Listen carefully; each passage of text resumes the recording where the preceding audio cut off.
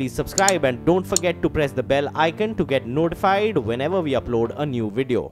बेमौसम बारिश और ओले से फसल को नुकसान के बाद मध्य प्रदेश और उत्तर प्रदेश की सरकारें एक्शन में आ गई हैं। मध्य प्रदेश सरकार ने पहले ही प्रभावित किसानों को प्रति एकड़ 30,000 रुपए मुआवजा देने का ऐलान किया है। बोनस का भी ऐलान किया। शुरुआती सर्वे में राज्य के करीब 600 गांवों में गेहूं और चने की फसल को नुकसान हुआ है। वहीं उत्तर प्रदेश सरकार ने भी 15 जिलों के किसानों के लिए 50 करोड़ रुपए मुआवजा देने का ऐलान किया है। राज्य सरकार के मुताबिक इन जिलों में झांसी, जालौन, बांदा, चित्रकूट, महोबा, अलीगढ़, इलाहाबाद, हमीरपुर, कन्नौज, लखनऊ और हरदोई शामिल हैं। वहीं महाराष्ट्र सरकार ने कहा है कि उसके यहां तकरीबन 1,90,000 हेक्टेयर में फसल को नुकसान पहुंचा है और इसके लिए केंद्र सरकार से करीब 200 करोड़ रुपए की मदद मांगी गई है। इस बीच अगले हफ्ते प्रधानमंत्री नरेंद्र मोदी किसानों और खेती की दशा को सुधारने के लिए एक मेगा बैठक करने वाले हैं, जिसमें इंडस्ट्री के साथ राज्य सरकारें और किसानों के प्रतिनिधि भी शामिल होंगे। क्या है इस बैठक का एजेंडा, ये बताने के लिए हमारे साथ जुड़ चुकी हैं CNBC TV 18 की कमोडिटी एडिटर मनीषा गुप्ता। मनीषा, किसानों की आय बढ़ाने को लेकर ये हम जो करंट गवर्नमेंट है, इसके इलेक्शन टाइम का भी ये नारा था, ये लगातार उस बात को भी आगे पुश करते आए हैं। अब ये जो बैठक होने वाली है, क्योंकि 2019 के इलेक्शंस की तरफ सारी सरकारें खड़ी हैं, ये जानकारी आप ऑल्दो पहले दे चुके हैं, लेकिन अगर ये फिर भी डिटेल में समझा सकें कि एग्जैक्टली किन बैठक पर, इस बैठक पर किन मुद्दों पर एग्जैक्टली चर्चा होने वाली है। जी हाँ नेहा, सबसे बड़ी चीज़ यहाँ पर है ऑफ कोर्स MSP एक चीज़ है जिसने सबका ध्यान काफ़ी ज़्यादा यहाँ पर आकर्षित किया है। सबसे ज़्यादा चर्चा भी हमने वहीं पर होते हुए देखी है, लेकिन क्या वो MSP होगा, क्या वो भावांतर होगा, क्या वो डायरेक्ट ट्रांसफ़र होगा, ये सब चीज़ें जो हैं वो इस बैठक में, इस चर्चा में यहाँ पर उनको फाइनलाइज किया जाएगा। 7 सब एजेंडाज यहाँ पर हैं। ये मीटिंग जब तक खत्म होगी तब तक 7 पॉइंट एजेंडा यहाँ पर प्रधानमंत्री तैयार कर चुके होंगे कि क्या चीज़ें यहाँ पर एकदम टर्न अराउंड के लिए डालने की ज़रूरत है। जैसे आपने भी कहा कि इलेक्शंस यहाँ पर आने वाले हैं और जो 3 मेजर प्रोड्यूसिंग स्टेट्स के इलेक्शंस हैं, 1/3 अगर आप किसान सुसाइड्स वहां पर देखें तो इन स्टेट्स में से आया है। तो काफी इंपॉर्टेंट होगा कि एक क्विक टर्न अराउंड हम यहाँ पर देखें इन सब मुद्दों को लेकर। तो जैसे वो 7 चीजें आपके स्क्रीन पर यहाँ पर हैं, वो इंपॉर्टेंट सब कमिटीज हैं। एक जो सरकारी अफसर है या ऑफिशियल है वो इनको फैसिलिटेट करेगा और हर सब कमेटी में यहाँ पर इकोनॉमिस्ट हैं, बैंकर्स हैं, कॉरपोरेट्स हैं, जो ENY जैसी कंपनीज यहाँ पर हैं, वो इनमें यहाँ पर चर्चा में शामिल होंगी, अपने सजेशंस और फीडबैक भेजेंगे और फिर जो रिप्रेजेंटेटिव होगा इन सब कमिटीज का, वो 20 तारीख को 2:30 और 4:30 बजे के बीच में प्रधानमंत्री यहाँ पर बैठेंगे और इन सब रिप्रेजेंटेटिव्स को सुनेंगे कि इन 7 सब कमिटीज में क्या वो सजेशंस हैं जो वो उनके सामने प्रेजेंट करना चाहते हैं। और जब ये मीटिंग खत्म होगी तो 4:30 बजे प्रधानमंत्री बताएंगे कि वो 7 पॉइंट्स का एजेंडा कौन सा है जिसको तुरंत यहाँ पर लागू करने की जरूरत है। इसमें भी नेहा सबसे ज्यादा जो तवज्जो है वो एग्रीकल्चर को दी गई है। पॉलिसी रिफॉर्म्स, सस्टेनेबिलिटी, इनपुट्स की बात यहाँ पर की गई है। स्टार्टअप्स ऑफ कोर्स यहाँ पर काफ़ी इंपॉर्टेंट रहेंगे। सरकारी सेवाएं क्या क्या यहाँ पर देने की ज़रूरत है। एक्सपोर्ट प्रमोशन काउंसिल से लेकर और फ्यूचर्स ट्रेड तक की बात यहाँ पर ऑफ कोर्स सामने रखी गई है। एक्सचेंजेस यहाँ पर इस चर्चा में यहाँ पर शामिल होंगे। इसके अलावा बहुत इंपॉर्टेंट यहाँ पर साइंस और टेक्नोलॉजी को है जो शामिल किया गया है। आपको याद होगा बजट में हमने लगातार ये बात सुनी कि वैल्यू एडिशन की यहाँ पर बहुत ज़रूरत है, एलाइड सर्विसेज को लाने की ज़रूरत है। तो सिर्फ किसानों और बहुत ग्रास रूट लेवल पर हम लोग यहाँ पर ना स्टिक करें। Value addition, value chain, warehousing, cold storages, तो बहुत बेसिक से इनपुट से लेकर और स्टार्टअप्स, टेक्नोलॉजी, एक्सपोर्ट्स, मतलब पूरा एक वैल्यू चेन जो सप्लाई चेन है वो यहाँ पर कवर करने की कोशिश की गई है। तो काफ़ी इंपॉर्टेंट रहेगा ये देखना कि एक हफ्ते के बाद किस तरह से यहाँ पर agri policy, farm policy, food policy में क्या चेंजेस आते हैं और वो नए 7 पॉइंट्स क्या हैं जो आगे जाके तय करेंगे कि इंडिया की फार्म पॉलिसी फिर कैसी हो सकती है। बिल्कुल, खेती के लिए, किसानों के लिए और पूरे कह सकते कृषि क्षेत्र के लिए ये वाली जो बैठक है वो काफी महत्वपूर्ण बताई जा रही है और दिख भी रही है। मनीषा, शुक्रिया हमारे साथ जुड़ने के लिए और इतनी बारीकी से सारे डिटेल्स रखने के लिए। चलिए अब कमोडिटी मार्केट की तरफ आगे बढ़ते हैं और कच्चे तेल पर फोकस करते हैं। पिछले दिनों जो लगातार एक तरफा गिरावट जैसी दिख रही थी कच्चे तेल में, उस पर ब्रेक लगा है। इनफैक्ट अब जोरदार तेजी देखने को मिल रही है। ग्लोबल मार्केट में ब्रेंट का दाम हमने 65 के पास पहुंचते देखा है। WTI क्रूड की बात करें तो ये भी 61 के ऊपर ट्रेड करता हुआ दिखा है और इसका फायदा घरेलू बाजार को मिला है। ऑल्दो रुपया यहाँ पर मजबूत है, लेकिन क्योंकि इंटरनेशनल मार्केट में इतनी जबरदस्त तेजी है, इस वजह से घरेलू बाजार को काफी सपोर्ट मिलता दिख रहा है। दरअसल डॉलर में गिरावट आई है, उसके चलते ही इंटरनेशनल मार्केट्स चढ़े हैं और सऊदी अरब ने कच्चे तेल की सप्लाई में कटौती जारी रखने के पूरे संकेत दिए हैं। अब इन सब फैक्टर्स का आगे रणनीति पर किस प्रकार का असर पड़ेगा, क्या स्ट्रैटेजी अपनानी है, ये समझाने के लिए अनुराठी कमोडिटीज के रविंद्र राव हमारे साथ जुड़ चुके हैं। Mister Rao, good morning. क्या किया जाए कच्चे तेल में? Good morning Neha. मेरे हिसाब से जो ये बाउंस बैक आया है, ये बेसिकली एक I would say it is a retracement rally, क्योंकि प्राइसेस जैसे आपने बताया $65 it has come down till $58 in case of WTI, और काफ़ी फॉल आया था इन दिनों। तो मेरे हिसाब से ये सिर्फ एक प्रॉफिट बुकिंग है, क्योंकि अगर हम ओवरऑल रिपोर्ट देखें तो IEA का जो रिपोर्ट निकल के आया है उसमें उन्होंने ये पॉसिबिलिटी जताई है कि जो सप्लाई है US से जो सप्लाई है वो काफ़ी हो सकता है, और उस वजह से जो डिमांड ग्रोथ उतना नहीं रहेगा। तो ये एक थोड़ा सा वारिंग फैक्टर है कि इवन आफ्टर ओपेक ने जो सप्लाई घटाई है, उसके बावजूद जो US प्रोडक्शन है वो कंटिन्यूसली ऑन द राइज है। रिग काउंट्स का डेटा भी ये सजेस्ट करता है, लास्ट वीक में रिग काउंट्स काफ़ी बड़े थे। तो आई थिंक कहीं ना कहीं थोड़ा सा बेरिश फैक्टर क्रूड में अभी भी बना हुआ है। कल का इन्वेंट्री डेटा जो था वो भी थोड़ा सा सपोर्टिव था क्रूड के लिए, एंड डॉलर इंडेक्स में भी हमने एक थोड़ा सा फॉल देखा है। तो मेरे हिसाब से ये दोनों फैक्टर जो है ये क्रूड के लिए थोड़ा सा एक पॉजिटिव इम्पैक्ट लेके आया है, लेकिन आई डोंट थिंक कि ये ज़्यादा सस्टेन करेगा। आई थिंक यहाँ से प्राइसेस थोड़े से फिर से एक बार नीचे आने चाहिए।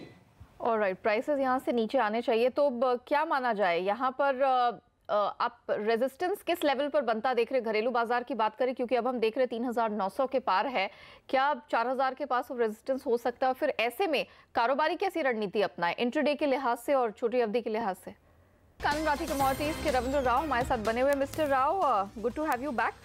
ये बताइए कि आप कह रहे थे कि कच्चे तेल में आगे जाते हुए एक रेजिस्टेंस फेस करेगा एक सर्टेन लेवल पर, वो कहां पर आपको दिखाई दे रहा है? फिर रणनीति क्या हो? मुझे लगता है कि WTI क्रूड में रेजिस्टेंस जो है वो अराउंड $62 का होना चाहिए, और MCX की बात करें तो MCX में अराउंड 3950 से 3960 का एक स्ट्रॉन्ग रेजिस्टेंस है। 4000 का जो साइकोलॉजिकल लेवल है वो अभी ब्रेक करना थोड़ा सा मुश्किल लग रहा है। सो इसीलिए हमने आज की जो स्ट्रैटेजी है वो सेल साइड की दी है। अगर 3940 3950 तक आता है तो एक बार शॉर्ट करके चल सकते हैं, और नीचे में हम एक्सपेक्ट कर रहे हैं कि फिर से एक बार 3860 से 3850 तक प्राइसेस आ सकते हैं। और ओवरऑल व्यू जो है वो हमारा ऐसा है कि $58 नीचे में एक सपोर्ट बन जाएगा और ऊपर में $62 का एक रेजिस्टेंस रहेगा। तो आई थिंक ये $4 के रेंज में ट्रेड करना चाहिए until unless there is any major trigger.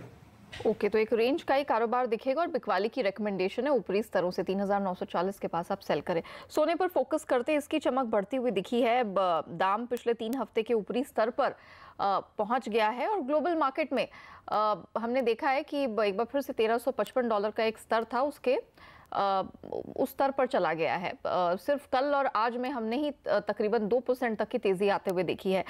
Mister Rao, सोने पर क्या किया जाए? क्योंकि ठीक है डॉलर कमजोर हुआ है, लेकिन घरेलू बाजार में देखें तो रुपए में तगड़ी मजबूती आई है, प्लस अमेरिका के कुछ अहम डेटा भी आज आने हैं, तो कैसे प्ले किया जाए? मुझे लगता है कि क्रूड में अगर हम देखें तो इट इज गोल्ड में अगर देखें तो गोल्ड में पॉजिटिव मोमेंटम जो है वो बना हुआ है। हमने पिछले दिनों में थोड़ा सा एक फॉल देखा था, क्योंकि गोल्ड डॉलर में एक थोड़ा सा रिबाउंड हमने आते हुए देखा है, बट डॉलर अभी फिर से वीक हो चुका है। और कल के जो डेटास आए थे, जैसे कि इन्फ्लेशन डेटा जो US से निकल के आया है वो एक्सपेक्टेशन से थोड़ा सा पॉजिटिव था, और इन्फ्लेशनरी कंडीशन में दिस इज ट्रेडिशनल थिंग कि इन्फ्लेशनरी कंडीशन में गोल्ड अच्छा परफॉर्म करता है, because it is a hedge against inflation. और US का जो वेज ग्रोथ है that is also good, encouraging है, और एक्सपेक्टेशन यही है कि अगर US फुल एम्प्लॉयमेंट अचीव करता है so that might add to the inflationary worries, और इसी वजह से हमने इक्विटी मार्केट में भी थोड़ा सा एक करेक्शन आते हुए देखा है, and that is all supportive for gold prices. Safe haven buying के लिए मेरे हिसाब से gold is the right bet, हालांकि जो इन्वेस्टमेंट डिमांड है वो अभी भी उतना पॉजिटिव नहीं है। इन्वेस्टमेंट डिमांड में हमने आइदर इट इज म्यूटेड और समटाइम्स इट गोज डाउन। सो वो एक ट्रिगर होगा। अगर इन्वेस्टमेंट डिमांड में हम फिर से एक अप मूव देखते हैं तो I think that will be very very positive for gold prices. इस लेवल पर भी गोल्ड मुझे नहीं लगता है कि ज़्यादा नीचे आ पाएगा। ऊपर में अराउंड 1360 1362 का एक रेजिस्टेंस है कॉमिक्स पर। अगर वो निकल जाता है तो then we might see gold prices moving higher till 1375 also. नीचे में सपोर्ट अराउंड 1340 1338 का होगा। अगर उसके नीचे जाता है तो it might again turn slightly neutral. But हम ट्रेंड के साथ जाना चाहेंगे, सो दैट्स वाई हमने एक बाइंग रिकमेंडेशन दी है। अगर 30,500 तक आते हैं प्राइजेस तो एक बार लॉन्ग कर सकते हैं फॉर अ टारगेट ऑफ 30,700 और इसमें स्टॉप लॉस मेंटेन कर सकते हैं अराउंड 30,400 का। और चांदी में क्या करें? सपाट कारोबार हो रहा है 38,700 के पास। जी चांदी भी फॉलो करेगा गोल्ड को। चांदी में हम एक्सपेक्ट कर रहे हैं कि अराउंड 39,000 से 39,200 तक प्राइसेस आएंगे। नीचे में इसमें सपोर्ट अराउंड अभी 38,000 का है, जहां पे हम कल जिसके पास जाकर सिल्वर में एक रिबाउंड देखा है। तो आई थिंक 38,000 से 37,900 का काफ़ी अच्छा सपोर्ट बना हुआ है। अगर उसके नीचे जाता है तो थोड़ा सा न्यूट्रल जोन में चला जाएगा। Otherwise any dip in silver also should be bought for a target of 39,000 to 39,200। Okay, रुपए की चाल आप कैसे देख रहे हैं? डॉलर के मुकाबले रुपए ने कुछ स्ट्रेंथ दिखाई है, क्या लगता है ये जारी रहेगी? आप रुपए पर अपना भरोसा लेके चलेंगे? जी मेरे हिसाब से रुपी में अराउंड 6360 6350 का एक काफ़ी स्ट्रॉन्ग सपोर्ट है। जब तक वो ब्रीच नहीं होता मुझे ज़्यादा अप्रिसिएशन नहीं लग रहा है रुपी में। हो सकता है कि ऊपर में 6420 और नीचे में अराउंड 6370 से 6360 का रेंज बनाकर चले रुपी। ये जो आज जो मजबूती आई है वो डॉलर इंडेक्स के वजह से आई है। डॉलर में हमने एक फॉल देखा है, लेकिन डॉलर इंडेक्स में भी 88 का काफ़ी स्ट्रॉन्ग सपोर्ट है। उसके नीचे जाना थोड़ा सा मुश्किल लग रहा है। सो आई थिंक रुपी में भी हम एक दायरे में ट्रेड करते हुए देखेंगे।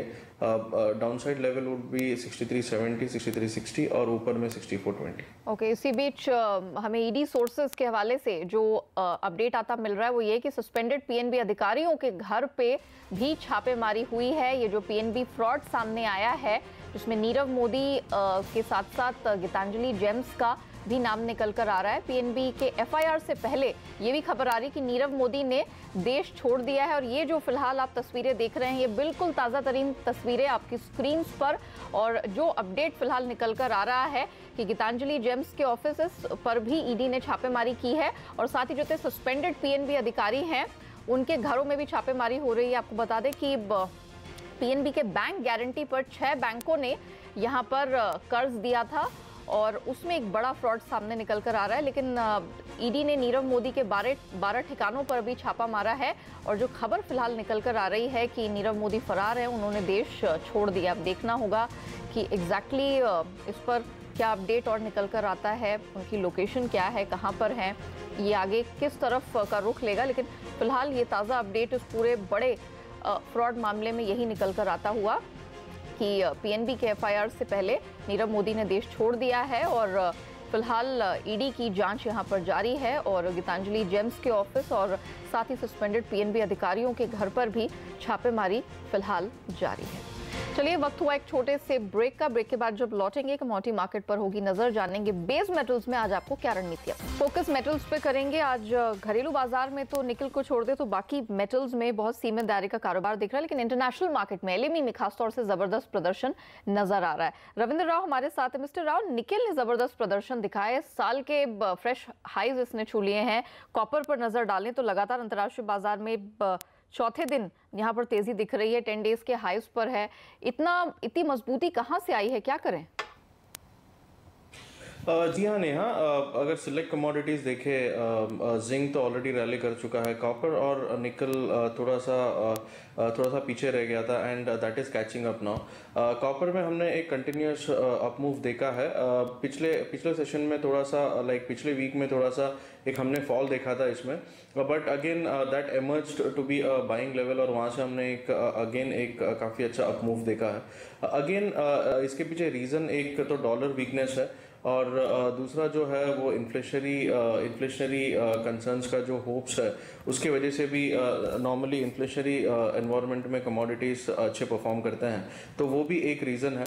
और अगर निकल की बात करें तो निकल में ऑलरेडी फंडामेंटल्स आर पॉजिटिव, क्योंकि फिलीपाइंस के न्यूज़ के बाद, इंडोनेशियन न्यूज़ के बाद एंड ऑल्सो इलेक्ट्रिक कार का जो आगे चल के जो डिमांड निकल के आएगा, although it will emerge somewhere in 2020-21, but still जो होप्स है कि आगे चल के निकल का डिमांड जो है वो बढ़ सकता है, उस वजह से हम निकल के प्राइसेस में एक अपमूव देख रहे हैं। और अगर प्राइसेस देखें तो काफ़ी लो लेवल्स पर है निकल के प्राइसेस, तो यहाँ से अभी भी काफ़ी अपमूव बाकी है। मुझे लगता है कि positionally nickel can even test 1000 levels on the MCX, और अगर LME की बात करें तो अराउंड 15,000 से 15,500 तक के लेवल्स पॉसिबल है। So I would like to go with by copper और निकल दोनों ही, ये दोनों ही मेरे टॉपिक रहेंगे। कॉपर में 460 का इंट्राडे टारगेट हमें लग रहा है, बट पोजिशनली अगर 465 के ऊपर सस्टेन करता है तो it might even go till 475 480। और निकल की बात करें तो निकल में इंट्राडे टारगेट अराउंड 920 का है, बट आई थिंक 980 से 1000 के levels very much possible. Alright, चलिए मिस्टर राव, बहुत शुक्रिया समय निकालकर जुड़ने के लिए, पूरे नॉन एग्री कमोडिटी मार्केट पर हमारे दर्शकों को राय देने के लिए। साथ ही इससे पहले कि आप हमसे इजाज़त लें, अपने डिस्क्लेमर प्लीज शेयर करिए। हमने ये जो स्ट्रैटेजीज है हमारे क्लाइंट्स को सजेस्ट किए हैं, लेकिन मेरा कोई पर्सनल पोजीशन नहीं। Alright, once again thank you so much हमारे साथ आज जुड़ने के लिए। तो कमोडिटी राउंडअप में आज के लिए इतना ही, मुझे दीजिए इजाजत, लेकिन बने रहिएगा CNBC आवाज़ के साथ। ब्रेक के बाद आपके लिए लेकर आएंगे फ्यूचर्स एक्सप्रेस। नमस्कार।